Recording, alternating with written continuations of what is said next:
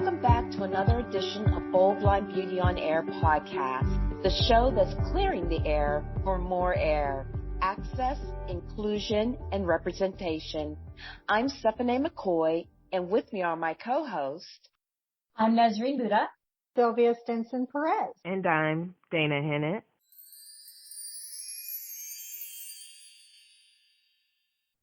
Not all blind people are blind. Not all sighted people can see. Hi, everyone. This is Steph.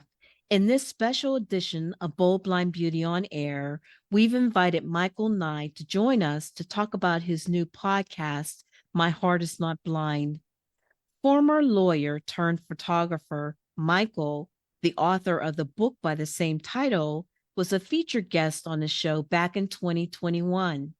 In fact, one of my favorite parts of the segment, which will be replayed after our conversation, is this. I do not think this project is about, really in some ways, not about blindness at all, but it's about our shared humanity and our shared fragility. And it's about incredible mystery of perception and about adaptation. I think discrimination grows from the sighted community not understanding or not willing to understand that anyone can adapt to new situations. They just see immediately what happens if they imagine themselves blind, but they don't realize you adapt by learning. Michael, welcome back to Bold Blind Beauty on Air. It's a real treat having you here to talk about your latest project. Before we get started, could you tell us a little bit about yourself? Well, thank you so much for asking me to come back and visit and talk about these important stories and ideas. I live in San Antonio, Texas. My wife and I have an old house just 3 blocks from the Alamo. And we have a cat and a turtle, and we live on Main Avenue, which is a really nice street to live on. I started out as an attorney. I did appellate work, thought a lot about jurisprudence, and just absolutely fell in love with photography and art and philosophy. Really thought about the kind of issues of what do you do in your life, what can you know, what does it mean to be human, and what can we expect from the future. And I liked practicing, but I just gradually started doing some consulting work and depositions and so forth with other law firms, and then transitioned to doing kind of these documentaries, but they weren't film. They were large portraits, and I use an 8x10 view camera with large plates like Matthew Brady did during the Civil War. That's big cameras. You put a hood over your head. And was just curious about wanting to know more about the world outside my own surroundings. And so quite a while ago, I was in Saudi Arabia, of all places, on an Arts America tour, and met some individuals that were blind and had conversations that were very, very moving. And I really thought someday I'd like to really spend time listening.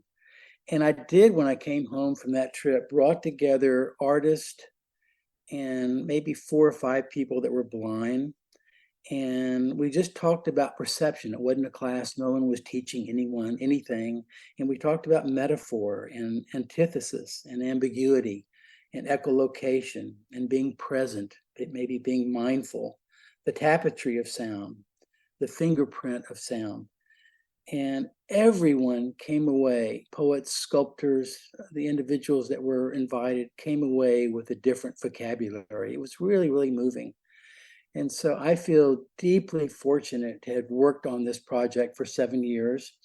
And now the book is text, which is much longer, and the audio is each person's voice. And it was launched in February, and there's 24 episodes right now on it. And I'm releasing 2 more of Natalie Watkins, part 1 and part 2. In fact, I interviewed Natalie when she had retinitis pigmentosa. She was visually impaired. And then I interviewed her 6 years later when she had no vision at all. And so you listen to both perspectives. So that will be released on Friday. But it's been an amazing privilege And I've learned so much working on this project. I almost don't know where to begin. You said so many things that deeply resonate with me: the curiosity, the tapestry of sound, and all of those various things. Natalie Watkins, interestingly enough, we just featured her this month as our Woman on the Move. And she shared a video story of her condition and what she's doing and how she has adapted to her sight loss. Did she play the two audio narratives from the exhibit? She did not. Okay. She did not, but I will definitely take a listen to those. She's done so many different things in her life as well. She was a model, and she worked as a stockbroker, and she worked as a school teacher, and she writes poetry, creative nonfiction, children's literature. And I liked what she said about hope. She said, I think for her, when she was visually impaired, she said hope was maintaining my eyesight. And after she lost that, she said, I realized hope is having connections with others. My hope was always right in front of me, but I just didn't know it at the time. I think that is such a powerful thought and realization and insight. Yeah, she has a great deal of insight. It was such a joy being able to present her story to the world. As you may know, Bold Blind Beauty is about demystifying blindness through storytelling, and we do that through sharing the stories of the people that we feature. Can you talk about what it was like for you as you approached each of these individuals and how you were able to pull their stories out of them? Was that a difficult process, or was it something that was very organic? Can you walk us through that? I did a project on hunger in America. I spent 4.5 years traveling around the country interviewing people that had experienced hunger as a child or present or at some point. It was a very challenging project. And I did a project too on mental health. I spent 4 years interviewing people that had mental health. One of my law partners committed suicide, not when we were practicing together, but later. And I just wanted to know more about some of those deep issues. But I think from all the projects I've worked on is a belief that everyone knows something important and valuable, a wisdom born from experience that no one else knows. I'm always thinking, what do they know about their own life experience? And it surfaces. And so I think one of the things that I do is one of the only requirement on the project on My Heart Is Not Blind is that they'd had to spend 2 to 4 days with me talking and having their portrait taken. It takes time. It really takes time, and it kind of evolves into something. And also having a fidelity to each person's experience. I've left my voice out of all this project, so you don't hear me talking at all in any of the podcast. Well, at the end, I may say a few words, but it's about their perspective. It's about their experience. It's about what they know, about their fragility, about their vulnerability, about losing vision and finding a new way of having vision. We all have in our lives, we lose things and we find things. It's just part of the human condition at all. So I just see it as a great privilege to sit down and have that dialectical process where it just evolves. And I think you can learn by just talking. Almost everyone said, God, I didn't even know these things I talked about, because we talk so long, just about daily life, not just about blindness, as you said in your introduction, just about life and being human, those things. As you're working to create these fabulous stories and drawing people out, what is the creative process? Well, I like the slowness. I don't like rushing into making the project. I mean, I love doing the project and making new friends. And so I may have 4 or 5 hours of interview, and I'll spend 40 to 50, sometimes 60 hours editing a 5-minute narrative on each one of the 50 in this project. with their permission. And so after I finish editing, I'll make sure it's okay with them. Is there anything in there you don't like, anything I didn't include that I should have? And no one said to change it, not one person. Not that I'm have a talent, it just comes together. And so, but again, it's about a fidelity to their experience. It's not about me at all. And so I think that's been my focus, is understanding and learning from others. You know, I think what surfaced for me on this project, and I didn't realize the depth of the discrimination and the cruelty of what people say.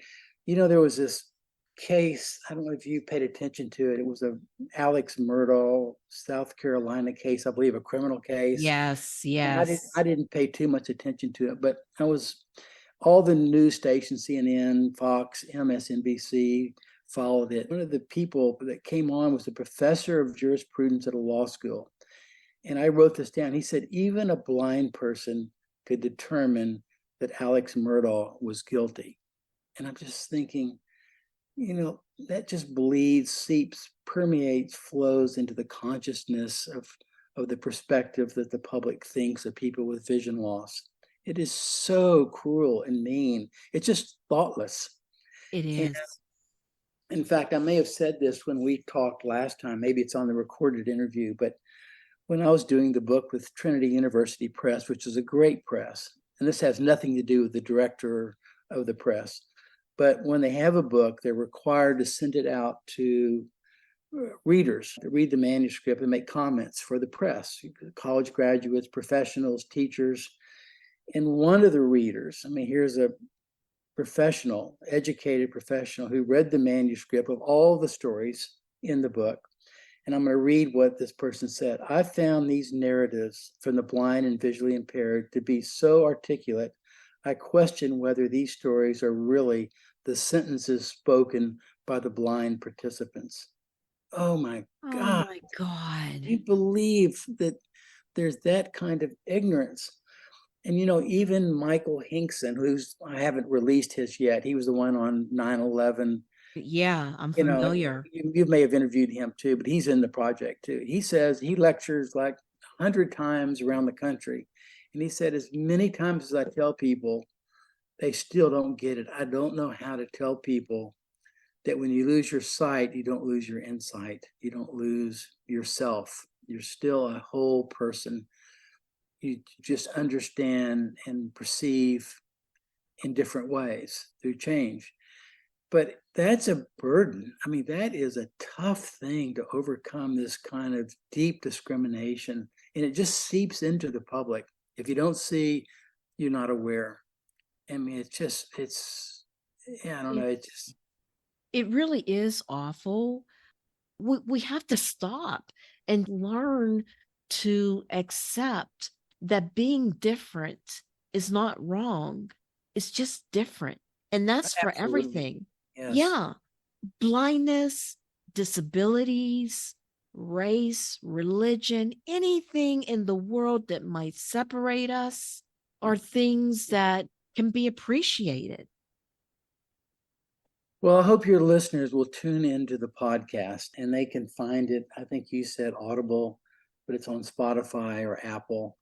These stories will change you. They've changed me. One other thing, I may have talked about this before, but I'm not sure. I was interviewed on a podcast by a woman. Do you know her, Hannah Fairbaum? She has No, a I podcast. do not. Yeah, I do not.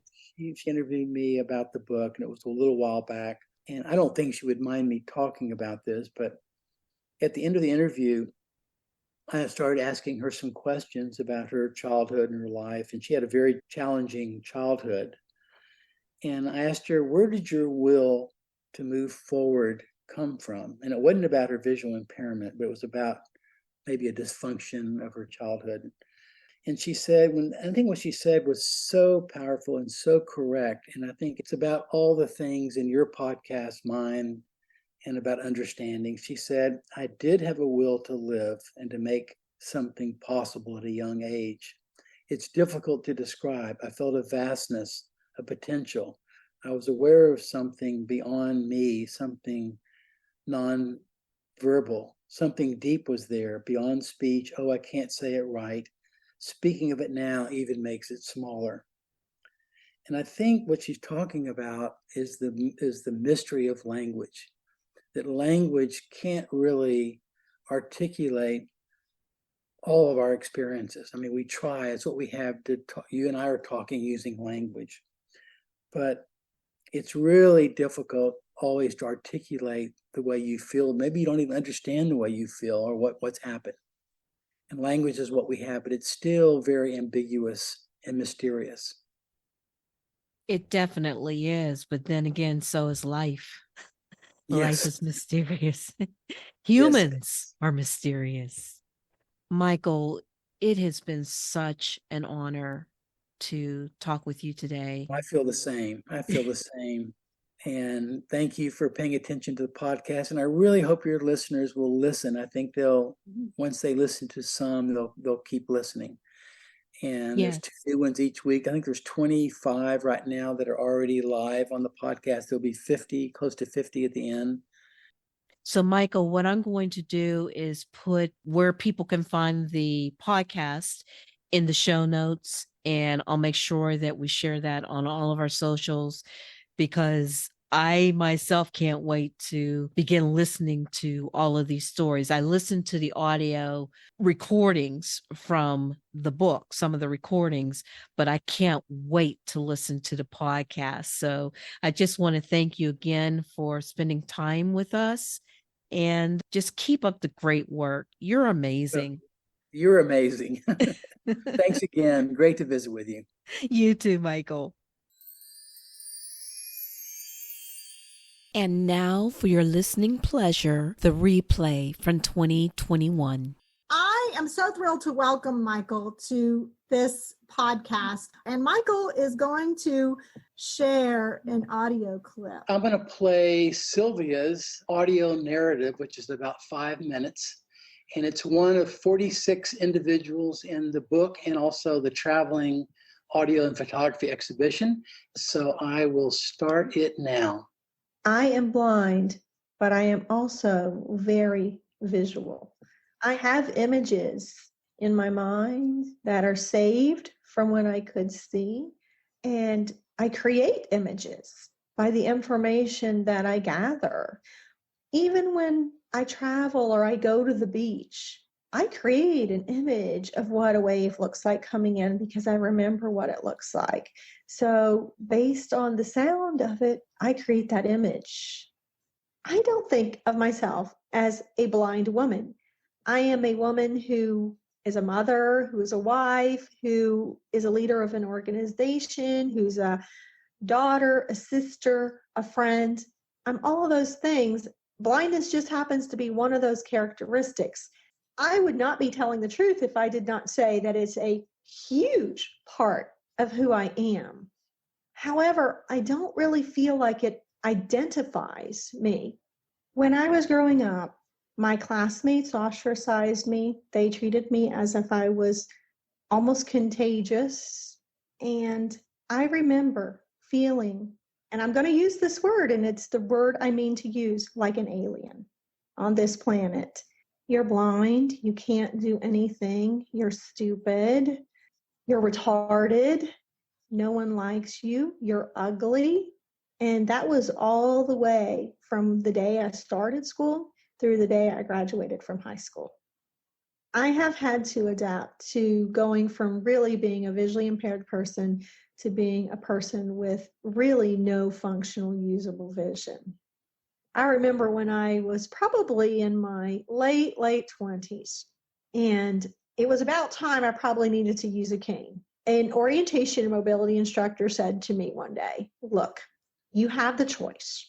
You can either look blind and carry a cane, or you can look drunk and not carry one. It probably took me a good 10 years to become really comfortable using that cane.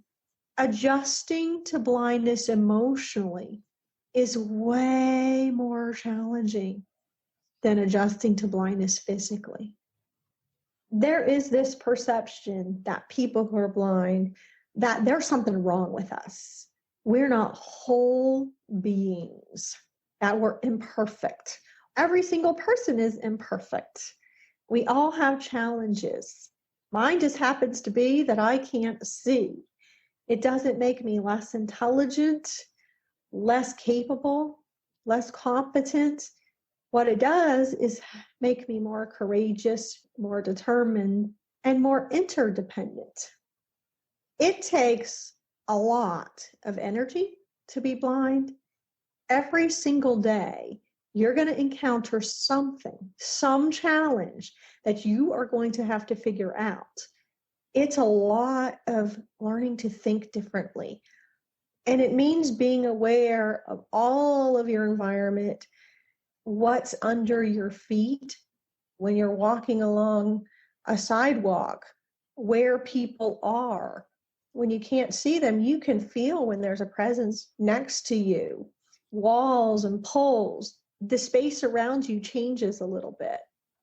There is a lot that people who are sighted could learn about fully experiencing the world around them from people who are blind. Being aware that there's more than one way to get information. You can even gather information about people's attitudes just by listening. And you can hear it in how their breathing is, even silences and pauses. And too often, information is based on completely what people see, and they're not paying attention to all of those other things that are happening. I can tell when someone's rolling their eyes or looking another direction or texting. Even though I can't see that, I can tell completely by listening. Sylvia, I admire you so much for your advocacy and your voice. And I love what you said about when you lose your sight, you don't lose your insight. You don't lose your intelligence, memory, your personal history, but you can become more determined and more courageous and more independent. So thank you so much for your voice. This exhibit, My Heart Is Not Blind, opened at the Whitty Museum. And during the 3 months, over 25,000 people in the community came, put on headphones, listened to the 46 individuals in this exhibit. What made you want to do this project? Oh, I've done a lot of projects in my life. I went over to Siberia in the middle of winter, through a bush plane, and lived with Chukchi natives for a month, went into a war by myself, refugee camps in the Middle East, lots of issues in the United States. But I think all of my photographic projects has been about wanting to know more, a desire to understand communities, places, situations unlike my own. And I think everyone, all of us here listening from an early age, has a hunger to have bigger lives than the ones we were given. So it's about wanting to know more and learn more from others. I like to be invisible. I'm not blind. I don't know what it's like to be blind, but I do like to learn from others. But to answer your question, 30 years ago, I had an exhibit in Saudi Arabia, and the curator of the gallery said, Michael or Mikey, would you talk to a group of international blind students? And I said, sure, yeah. And they all could speak English, thank goodness. And I just remember their intense listening and their attention, their curiosity. It's almost like a whisper could travel far. And I talked to them about black and white photography and light and on, but soon they started asking me questions. Michael, why are you a photographer? What color is black and white? What is something that's beautiful that's non-visual? What's the meaning of these photographs? Do photographs represent reality? How can anyone, blind or sighted, understand the world outside themselves? And at that very moment, I felt like we changed places. They were given the gallery talk, and I was listening and learning from them. And so it took me quite a while to start, but I knew I wanted to have these conversations. And it took me 7 years to work on this project because it takes time to listen and it takes time to tell a story. Michael, what would you say is the most powerful lesson you learned during this project? Goodness gracious. I'll have to make this short because I could surely go on. I think what it means really to see or to have vision, it means with your whole body, with everything, about being present, mindful, listening like these students did with intensity, a hunger to know more, do more, have deeper compassion and understanding. I do think this project is about, really in some ways, not about blindness at all, but it's about our shared humanity and our shared fragility. And it's about incredible mystery of perception and about adaptation. And I think discrimination grows from the sighted community not understanding or not willing to understand that anyone can adapt to new situations. They just see immediately what happens if they imagine themselves blind, but they don't realize you adapt by learning, but you also, the brain adapts. It rewires itself to favor non-visual thinking and orientation. And so basically, it's just about understanding and an openness to others. I could definitely go on from there. Well, you are certainly one of the most aware, generous, kind people I have encountered in my life. And I thank you for doing this project because it's been so meaningful and powerful for so many, including myself as a participant. No, thank you, What Sylvia. is next? What's next for My Heart Is Not Blind, your project, your exhibit, the book? What's next? Right now, I'm doing a new project. I'm writing essays right now on old photographic projects, and I'm almost through with that. I've been writing 26 different essays. But on My Heart Is Not Blind, I was lucky. It wasn't me. It was really all of participants received the Balaton Award from the National Federation of the Blind with a really generous sum of money. And I swore at that moment to myself I would use every penny of this money to promote awareness and understanding and so forth. And so because the exhibit only traveled to 6 cities and then we had COVID, so I'm setting up a podcast where I'm going to play all 46 stories and interview some of the people that I can and talk about each story. And they are, I tell you, they're dripping in wisdom and insight. Every single one is profoundly different, original, and profound. And so I would love for you to pass the word around. It's their stories. It's not about me at all. It's only about people's voices and insights and experiences. All of us have a vulnerability. And I think the people in this exhibit are very brave to speak out and use their own voice.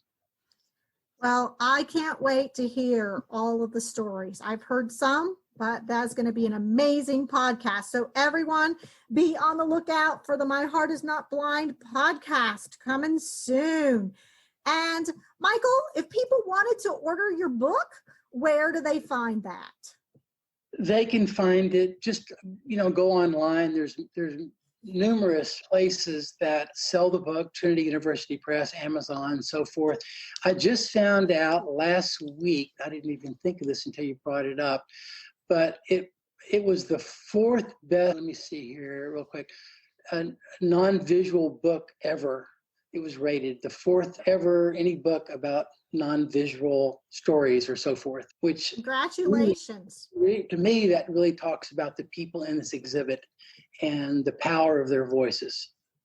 And so I hope people will order it. You'll learn, you'll find strategies. You will think slightly different. These stories are profoundly honest and authentic, and they're not all success stories. What stories are? They're about all of us, just about life. Thank you, Michael, so much for doing this project. And I encourage everyone to go out and get the book. Look for Michael online because it truly is an amazing project. And I was really honored to be a part of it. Sylvia, thank you for this podcast, and thanks for inviting me on. You're welcome. Thanks for listening to Bold Blind Beauty On Air with your hosts, Stephanie McCoy, Nazreen Buddha, Sylvia Stinson-Perez, and Dana Hennett. If you enjoyed this episode and you would like to help support the podcast, please share it with others, post it out on your socials, or leave a rating and review. To catch all the latest from Bold Blind Beauty, you can follow us on Instagram, Facebook, check out our YouTube channel at Bold Blind Beauty. Thanks again for listening, and we will see you next time on another edition of Bold Blind Beauty On Air.